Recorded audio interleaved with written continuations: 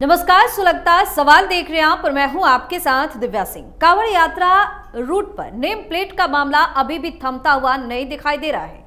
एक तरफ जहां इस मामले पर विपक्ष ने जमकर हंगामा मचाया, इसका विरोध किया, जमकर बयानबाजी की, वहीं सुप्रीम कोर्ट ने नेम प्लेट लगाने के आदेश पर अंतरिम रोक लगा दी।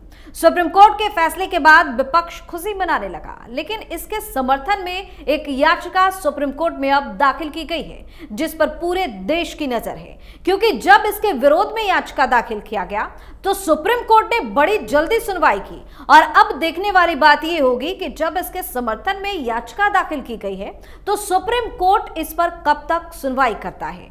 नेम प्लेट पर मचे विवाद के बीच तमाम तरह के सवाल सुलग रहे हैं। नेम प्लेट विवाद पर कैसे मचा इतना बवाल? क्यों सुप्रीम कोर्ट ने आदेश पर लगाई रोक? किसने की नेम प्लेट के समर्थन में याचिका दाखिल? अब सुप्रीम कोर्ट पर क्यों है देश की नजर? इन सवालों ने सियासी पारा हाई कर दिया है और विपक्ष की नींद भी उड़ा दी है, क्योंकि सुप्रीम कोर्ट के आदेश के बाद विपक्ष को लग रहा था कि उनकी जीत हो गई है, लेकिन अब इसके समर्थन में याचिका दाखिल होते ही सबकी बेचैनी बढ़ गई है। दरअसल देश की सियासत इस वक्त कांवड़ यात्रा पर उलझी हुई है।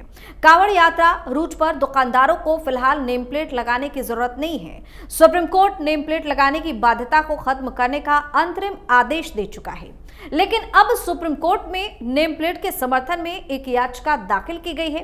याचिकाकर्ता का कहना है कि इस मामले को जबरदस्ती सांप्रदायिक रंग देने की कोशिश की जा रही है। उन्होंने खुद को इस मुद्दे पर पक्षकार बनाया जाने की मांग की है।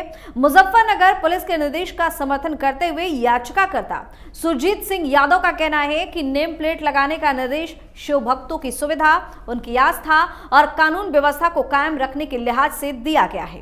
कोर्ट में दाखिल याचिकाओं में इसे बेवजह सांप्रदायिक रंग देने की कोशिश की गई है। याचिकाकर्ता का कहना है कि इस मसले पर कोर्ट में याचिका दाखिल करने वाले दुकानदार नहीं हैं, बल्कि वो लोग हैं जो इसे सियासी रंग देना चाहते हैं। याचिकाकर्ता ने शिव भक्तों के मूल अधिकारों का हवाला देकर खुद को इस मसले में पक्षकार बनाए जाने और उसका पक्ष सुने जाने की मांग की है। सुप्रीम कोर्ट ने इस मुद्दे पर सुनवाई के दौरान कहा कि उपरोक्त निर्देशों के क्रियान्वयन पर रोक लगाने के लिए अंतरिम आदेश पारित करना उचित है।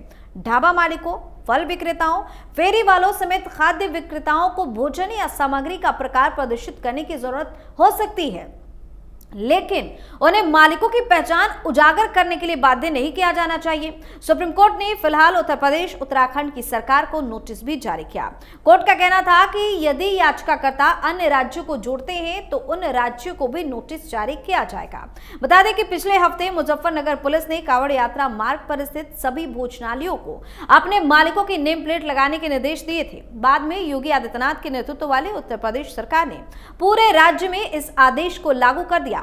उत्तराखंड सरकार ने भी इस संबंध में आदेश जारी किया था। योगी सरकार के इस कदम पर विपक्ष पूरी तरह से बौखलाया हुआ था। विपक्ष ने आरोप लगाया था कि यह आदेश सांप्रदायिक और विभाजनकारी है और इसका उद्देश्य मुसलमानों और अनुसूचित जातियों यानी कि एससी को उनकी पहचान बताने के लिए मजबूर करके उन्हें निशाना बनाना है। हालांकि उत्तर प्रदेश, उत्तराखंड की सत्ता में मौजूद बीजेपी ने कहा था कि यह कदम कानून व्यवस्था के मुद्दों और तीर्थयात्रियों की धार्मिक भावनाओं को ध्यान में रखते हुए उठाया गया है।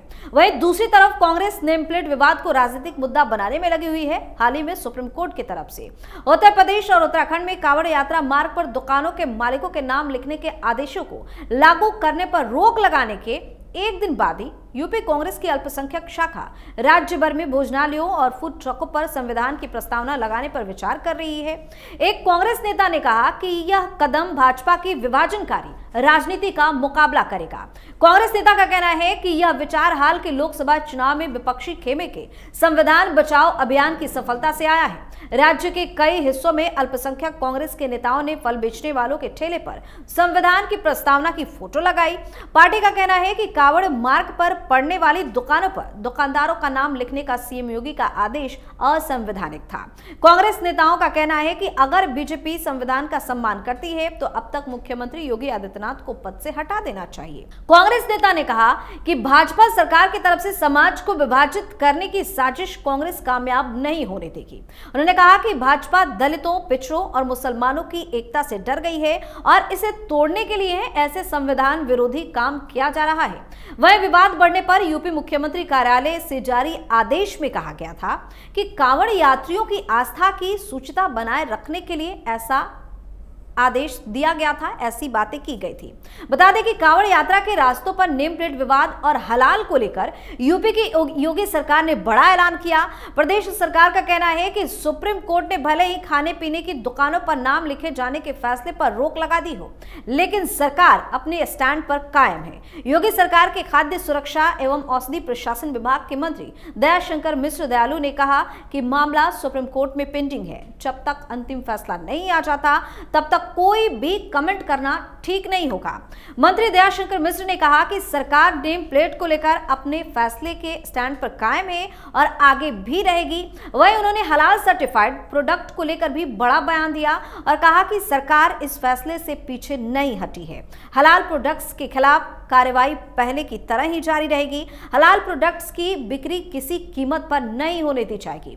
दयाशंकर मिश्र ने कहा कि सरकार की तरफ से हलाल को लेकर कोई सर्टिफिकेट जारी नहीं किया जाता है। इस बारे में कुछ लोग अपनी मनमानी चला रहे थे। ऐसी मनमानी कतई नहीं चलने दी जाएगी। हलाल प्रोडक्ट्स की बिक्री नहीं होने दी जाएगी और ऐसा करने वालों के खिलाफ कड़ी कार्रवाई भी की जाएगी। बता दें कि मंत्री दयाशंकर मिश्र का यह बयान ऐसे समय में आया है जब सुप्रीम कोर्ट ने कांवड़ मार्ग पर स्थित दुकानों पर नाम लिखने के फैसले पर अंतिम रोक लगाई है। कोर्ट ने कहा कि दुकानदारों को नाम लिखने की जरूरत नहीं है, लेकिन यह बताना जरूरी होगा कि खाना शाकाहारी है या मांसाहारी।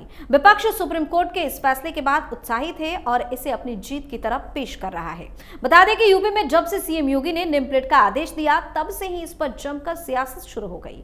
खूब बयानबाजी देखने को मिली, खूब राजनीति करने की कोशिश की गई। वहीं इस मुद्दे पर फैसला सुनाते हुए जज साहब ने भी अपना उदाहरण तक दे दिया। दरअसल सुप्रीम कोर्ट ने कहा कि दुकानों को सिर्फ ये बताना होगा कि वह मांसाहार बेचते हैं या शाकाहारी खाना। सुप्रीम कोर्ट में जस्टिस ऋषिकेश राय और जस्टिस एसवीएन भट्टी ने इस मामले की सुनवाई की। इस संबंध में कांग्रेस नेता अभिषेक मनु सिंघवी ने याचिका दाखिल की थी। अभिषेक मनु सिंघवी ने दावा किया कि यात्रा के दौरान नाम दिखाने वाला यह आदेश अल्पसंख्यकों के बायकाट का जरिया बनेगा।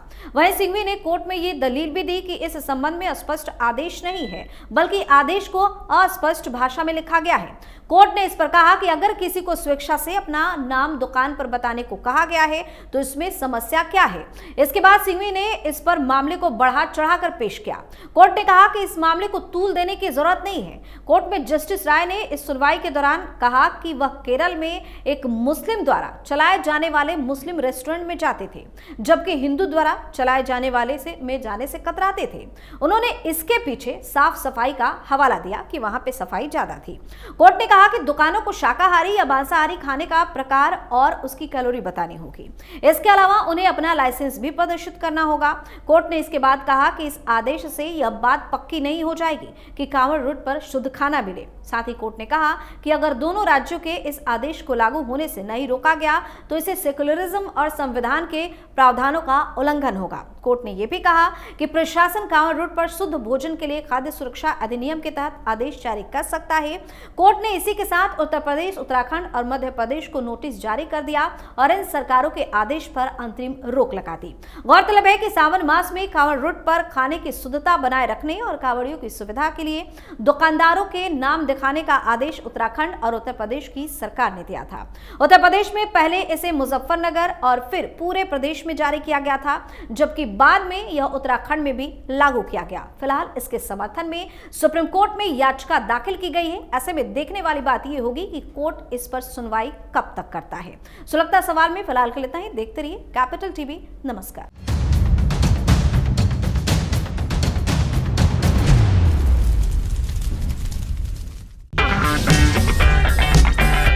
अगर आपको हमारा वीडियो पसंद आया हो तो इसे लाइक करें, हमारे चैनल को सब्सक्राइब करें और हाँ, बेल आइकन दबाना ना भूलें ताकि आप तक हमारे वीडियो की नोटिफिकेशन पहुंचती रहे। आप अपना सुझाव हमें कमेंट बॉक्स में दे सकते हैं। हमारे साथ जुड़ने के लिए शुक्रिया।